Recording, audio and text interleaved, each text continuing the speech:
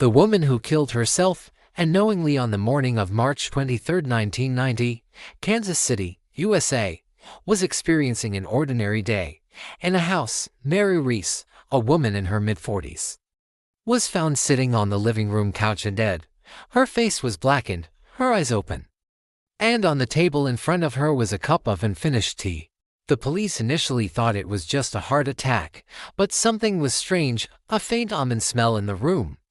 The veteran detective remembered that the smell of bitter almonds often indicates the deadly substance cyanide. The cup of tea was sent for testing, and the results were positive. The tea contained a lethal dose of cyanide, a possible murder. Investigation began. The initial suspect was Mary's husband, but tests revealed that he hadn't touched the cup and hadn't been in the house at the time of her death.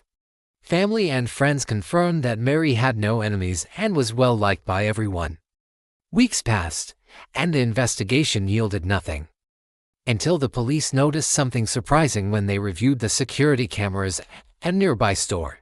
Hours before her death, Mary had purchased a new box of tea herself from the store. When they examined the box, they discovered that all the bags inside were contaminated with cyanide. But who had poisoned it? The answer came from another case. Months earlier, there had been a recall of food products after an unknown person had randomly injected poison into the packages in several states. The goal wasn't to kill a specific person, but to spread chaos and panic, much like the infamous Tylenol killer of the 1980s. Thus, it turned out that Mary wasn't intentionally murdered, but rather the random victim of a killer who had never met her. Worse still, the perpetrator was never caught and remains unidentified to this day. This story is one of the so-called purposeless crimes, and it's the one that scares people the most because it makes the victim choose their own killer without realizing it.